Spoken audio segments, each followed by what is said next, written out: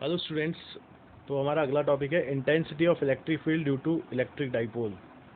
ये डेरिवेशन जो है आपको आरबीएससी सीबीएसई दोनों एग्ज़ाम्स में दिखती है और अल्टरनेटिवली एग्ज़ाम्स में पूछी जाती है। तो ये बताने की ज़रूरत नहीं है कि बहुत ही इंपॉर्टेंट टॉपिक है एग्ज़ाम पॉइंट ऑफ व्यू। तो बच्चों देखिए, एट एक्सियल पॉइंट एक्सिस पे हमको इलेक्ट्रिक डाइपोल के कारण इलेक्ट्रिक फील्ड कैसे निकालना है। अब आप देखिए बच्चों कि फर्स्ट ऑफ ऑल एक्सिस क्या होती है डाइपोल की। आप जानते हैं कि माइनस क्यू और प्लस क्यू को जो मिलाने वाली लाइन है, ज्वाइन करने वाली लाइन है, वो इन्फाइनाइट लॉन्ग हो सकती है, कितनी भी बड़ी हो सकती है, और वो किसी भी डायरेक्शन में हो सकती है, एक्स वाई जेड किसी भी डायरेक्शन में हो सकती है।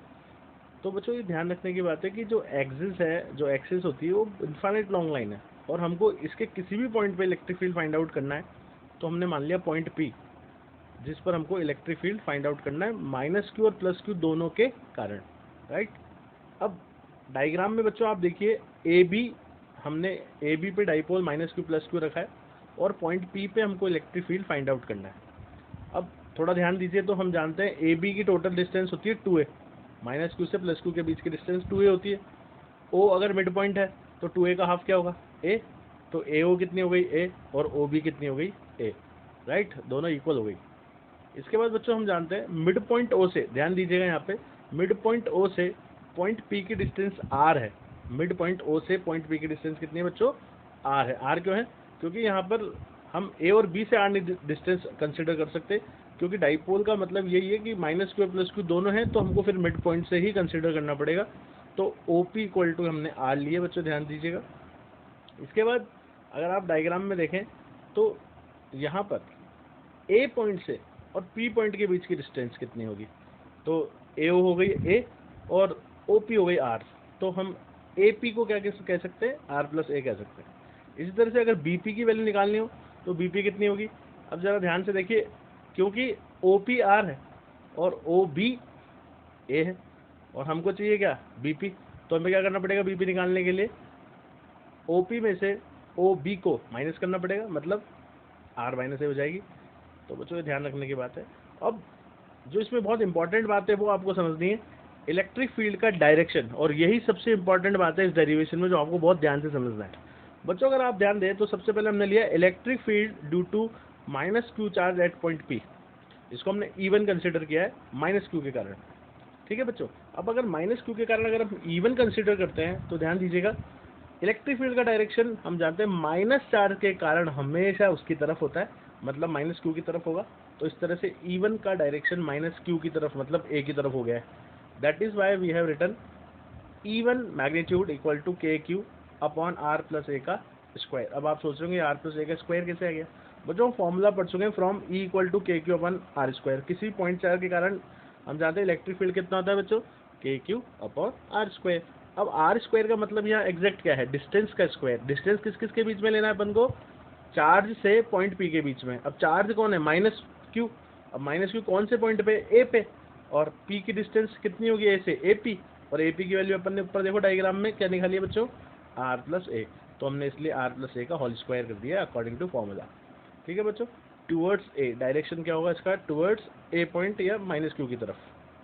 इसी तरह से electric field due two plus Q charge at point पे निकालना है। अब इस बार प्लस क्यू के लिए निकालना है। तो बच्चों हम जानते हैं इलेक्ट्रिक फील्ड का डायरेक्शन प्लस क्यू चार्ज के लिए हमेशा क्या होगा, अवे प्लस क्यू चार्ज। अब आप देखिए यहाँ पर इलेक्ट्रिक फील्ड का डायरेक्शन किस तरफ हो गया, पी पॉइंट की तरफ हो गया, पॉइंट पी की तरफ, ठीक है, अवे फ्रॉम प्लस क्यू। इस तरह से हम देखते हैं कि हमारे पास फॉर्मूला आ जाता है ई to magnitude equal to K Q upon are minus a का होल स्क्वायर। अब आर माइनस ए क्यों आ गया, क्योंकि बीपी की वैल्यू डायग्राम में आपको दे रखी है आर माइनस ए है, राइट बच्चों। बहुत क्लियर है ये फंडा, बहुत ध्यान रखना है इस चीज़ का। अब डायग्राम में बहुत क्लियर दिखाई दे रहा है आपको, ई1 वेक्टर और ई2 वेक्टर दोनों एक दूसरे के अपोजिट डायरेक्शन में। अब आप जानते हैं अगर दो वेक्टर अपोजिट डायरेक्शन में तो उनका रिजल्टेंट हमको इलेक्ट्रिक फील्ड निकालना पड़ेगा। वो कैसे निकालेंगे हम समझते हैं। इसके लिए हम क्या करते हैं, ई1 और ई2 के डायरेक्शन से समझते हैं कि क्योंकि रिवर्स डायरेक्शन में, रिवर्स में तो डेफिनेटली हमको मैग्नीट्यूड निकालने के लिए, इनका रिजल्टेंट निकालने के लिए क्या करना पड़ेगा, सब्सट्रैक्ट करना पड़ेगा, बराबर है। तो किस में से क्या सब्सट्रैक्ट करेंगे वो देखेंगे। तो जरा ई2 की वैल्यू देखिए आप, क्या है, आर माइनस ए का होल स्क्वायर आ रहा है डिनोमिनेटर में, ठीक है, डिनोमिनेटर में सॉरी। तो आप देखेंगे आर माइनस ए का होल स्क्वायर जो है वो डेफिनेटली आर प्लस ए के होल स्क्वायर से कम होगा। तो इसका मतलब साफ है E2 की वैल्यू E1 से यहाँ पर ज़्यादा होगी बच्चों, ये ध्यान रखने की बात है।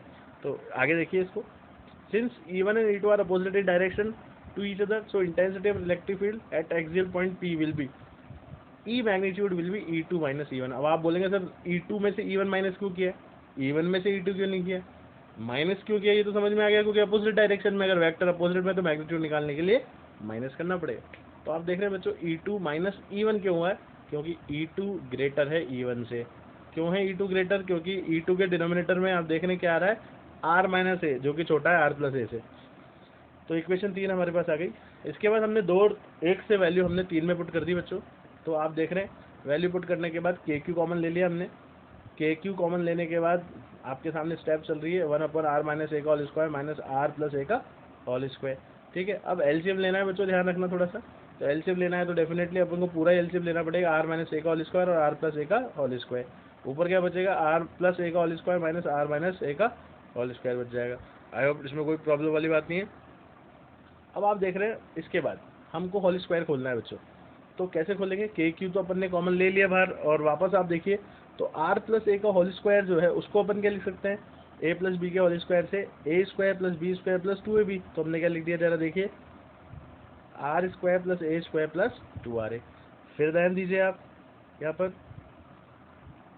अब बच्चों ध्यान दीजिए कि अगर अपन ने आर माइनस ए का होल स्क्वायर खोला है तो कैसे खोला है, आर स्क्वायर प्लस ए स्क्वायर और माइनस 2ra। लेकिन ध्यान दीजिए माइनस का साइन पहले गिवन है, ब्रैकेट से पहले माइनस का साइन है, तो अंदर के साइन सारे क्या हो जाएंगे बच्चों, अपोजिट।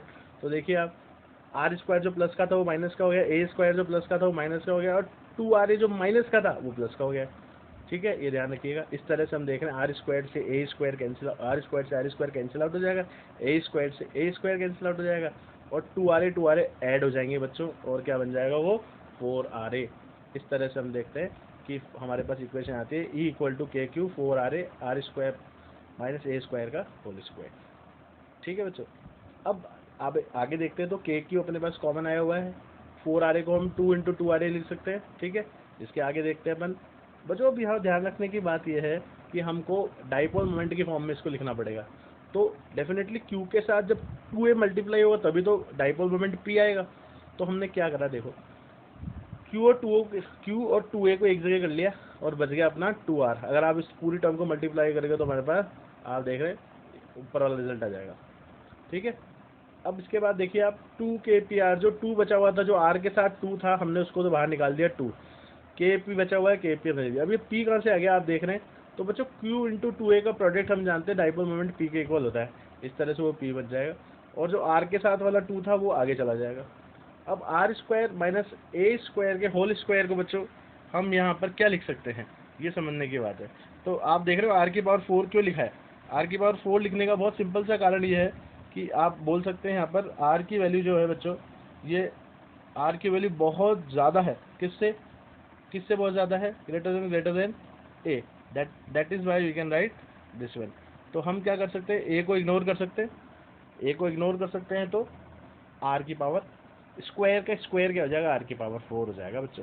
ठीक है, तो माइनस ए स्क्वायर को हमने यहाँ से हटा दिया है, क्योंकि हम जानते हैं अगर 1 करोड़ में अगर 0.1 के स्क्वायर को ऐड करें तो 1 करोड़ में बहुत ज़्यादा फर्क नहीं पड़ेगा, इसलिए। ठीक है बच्चों, तो एक्सिस पॉइंट पे मैग्नीट्यूड आ गया इलेक्ट्रिक फील्ड का 2kp/r³। अब वेक्टर फॉर्म में भी देखिए इसको, वेक्टर फॉर्म में कैसे लिख सकते हैं। तो आप देख रहे हैं वेक्टर फॉर्म में लिखने के लिए हमको क्या करना पड़ेगा, सबसे पहले हम जानते हैं डाइपोल मोमेंट का डायरेक्शन क्या होता है बच्चों, -q से +q। तो आप देख रहे हैं p वेक्टर किधर जा रहा है, राइट साइड जा रहा है, +q की तरफ जा रहा है। और अभी अभी हमने इलेक्ट्रिक फील्ड निकाला, रिजल्टेंट इलेक्ट्रिक फील्ड, जिसका डायरेक्शन किस तरफ होगा बच्चों, E1 की तरफ होगा या E2 की तरफ होगा। तो अगर आप ध्यान दें तो E2 बड़ा है E1 से, तो डेफिनेटली E2 की तरफ होना चाहिए।